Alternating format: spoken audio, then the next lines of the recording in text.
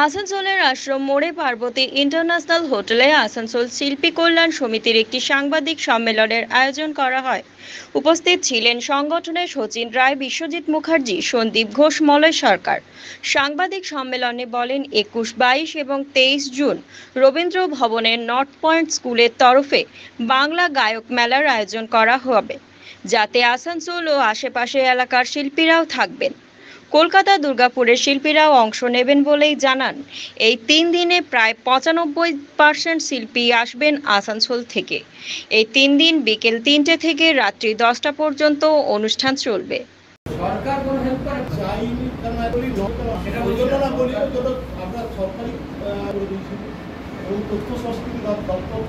বিষয় হচ্ছে Asansol artist welfare সোসাইটির উদ্যোগে 3 দিন গান মেলা হবে রবীন্দ্র ভবনে 21, 22, 23।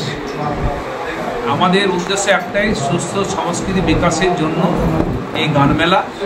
আমরা প্রত্যেককে অনুরোধ করছি এই গান মেলাতে অংশগ্রহণ করার জন্যে, এবং এই তার সঙ্গে সঙ্গে যে সমস্ত দুস্থ কিছু শিল্পী থাকবে তাদের পাশেও আমাদের দাঁড়ানো উদ্দেশ্য।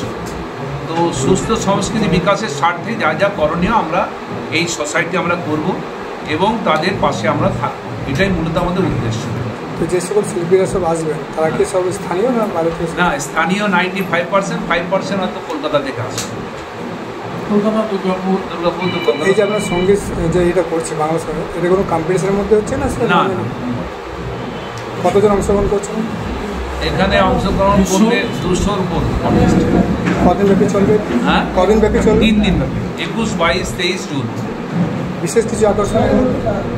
বিশেষ আকর্ষণ বলতে শিল্পী যেমন গৌতম ঘোষাল আছে, শ্রীজাত আছে, তাদের জুটি রয়েছে, এটা এখন ইন্টারন্যাশনাল ফিগার শ্রীজাত। তো তাদের জুটির গান আমরা শুনতে পারবো, গান, কবিতা এগুলো শুনতে পারবো।